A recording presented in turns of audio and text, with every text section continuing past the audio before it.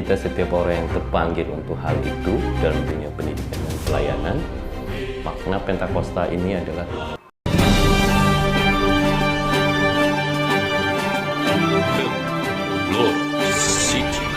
Buka lawang.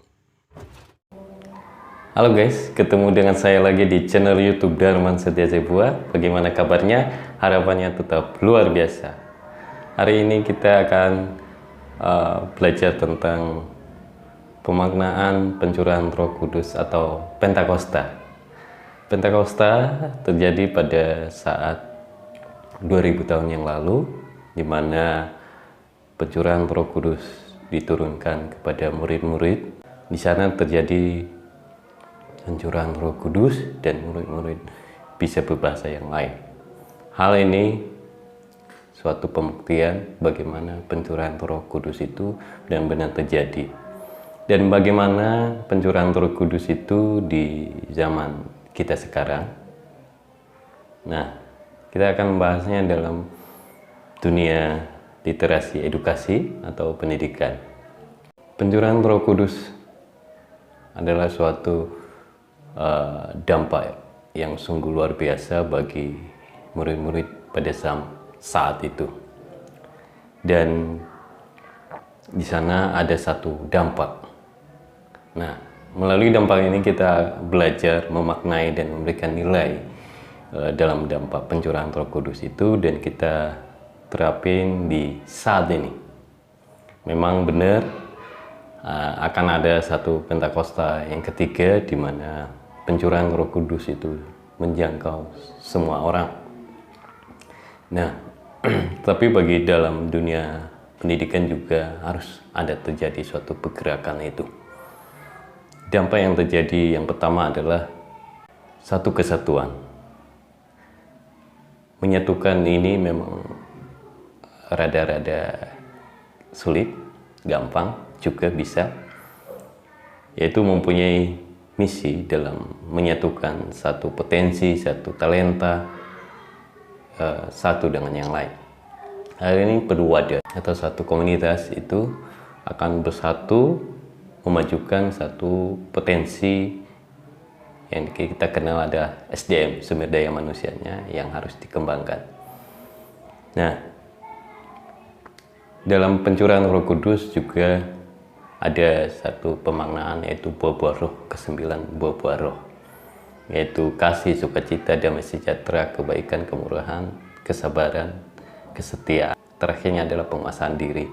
Ada 9 buah roh, buah roh itu bisa kita lakukan, dan itu bisa selesai dalam satu pribadi orang. Yang masalahnya sekarang adalah bagaimana itu diwadahi dalam kehidupan orang lain.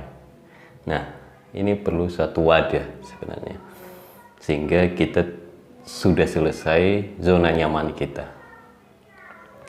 Dalam hal ini adalah satu kesatuan yang harus diekspresikan dalam satu wadah, di mana wadah itu nanti akan ada di dalamnya suatu potensi-potensi yang atau talenta-talenta yang saling sinergi. Nah, itu yang pertama, unity. Yang kedua adalah ya kembali gotong royong. Dan yang ketiga yaitu saatnya untuk merdeka belajar. Saatnya merdeka belajar dalam mencapai suatu kualitas mutu SDM, sehingga kita tidak lagi terikat dalam suatu kesibukan administrasi. Ya, itu memang penting, dan yang lebih penting adalah bagaimana mewujudkan kualitas itu. Nah, dan ini perlu wadah tempat untuk memajukan hal itu.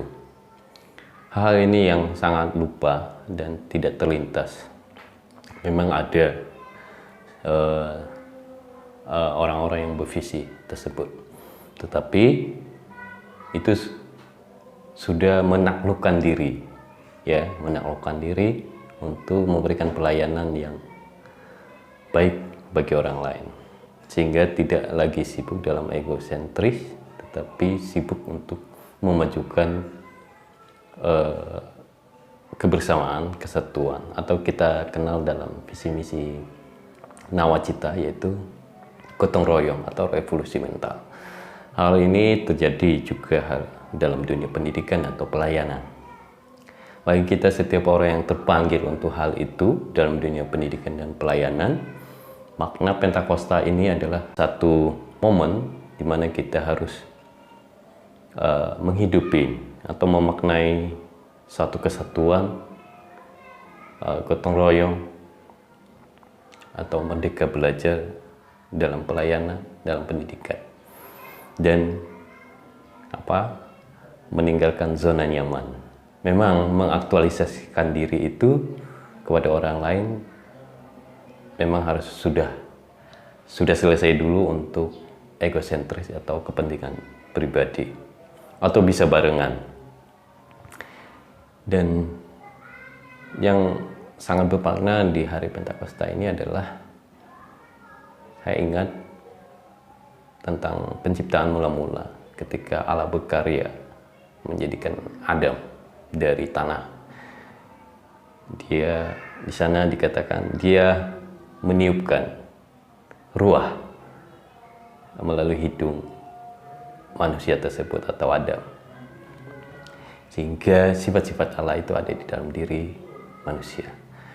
Dan dikaitkan dalam Pentakosta ini, pencurahan Roh Kudus ini, itu untuk menghidupkan kembali, menggerakkan kembali bersama-sama dalam suatu kesatuan, mewujudkan kesatuan itu dalam hukum kasih, sehingga kebenaran itu, kebaikan itu kita tebar melalui ekspresi kita menolong orang, gotong royong, dan juga menolong orang dalam merdeka belajar, merdeka dalam pengetahuan.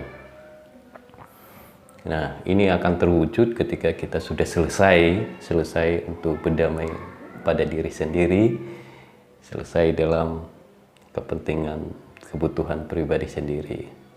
Dan ini akan terwujud ketika kita bersama-sama satu misi, karena salah satu bagian dari amanat agung ketika Tuhan Yesus naik ke surga, yaitu mengajarkan ke seluruh bumi. Istilahnya adalah mengajarkan kebenaran, kebaikan itu. Walaupun kita maknai pencurahan Roh Kudus ini untuk membangun 9 buah roh kasih itu, kasih, kebaikan, kesabaran, kedamaian, kesetiaan, itu kita wujudkan dalam satu wadah, sehingga kita enter level, istilahnya untuk kebutuhan diri kita sendiri sudah selesai, dan untuk bagi orang yang terpanggil dan dipilih, memang harus dihidupkan untuk mewujudkannya dalam satu wadah untuk menyampaikannya kepada orang lain. Hal ini menjadi tugas panggilan kita, melayani, bukan untuk dilayani. Itu suatu prinsip yang diajarkan, sehingga kita tidak lagi sibuk dalam membangun kerajaan kita, tetapi membangun suatu kerajaan Allah di dalam kehidupan sama kita. Mungkin itu saja, karena ini suatu pro dan kontra juga memaknai Pentakosta ini. Memang ada real untuk terjadi Pentakosta ketiga, tetapi dalam dunia edukasi, bagi saya memaknai pencurahan Roh Kudus ini, sekarang waktunya untuk membangun potensi-potensi yang diwujudkan dalam satu wadah dan bergerak bersama dalam gotong royong, mewujudkan kecerdasan dan akhlak yang mulia sesuai visi misi Mas Menteri, dan juga mewujudkan nawacita, gotong royong, dan menyatukan satu perbedaan, sehingga kekuatan SDM ini bisa terwujud. Kita memang harus ingat bahwa setelah kita ada generasi yang lain. Nah, hal ini yang kita persiapkan. Kalau kita masih terlingkar dalam satu egosentrik kita, mementingkan kepentingan pribadi kita, maka dampaknya adalah kepada generasi selanjutnya. Untuk hal itu, kita bersama-sama mewujudkan makna pencurahan Roh Kudus ini dalam dunia pendidikan. Mari kita bergerak bersama, gotong royong, mewujudkan kualitas merdeka belajar dan berkarakter dan berakhlak mulia. Demikian saja materi kita pada hari ini. Jangan lupa tetap di rumah aja dan tetap semangat, jaga kesehatan dan patuhi protokol. Dan God bless.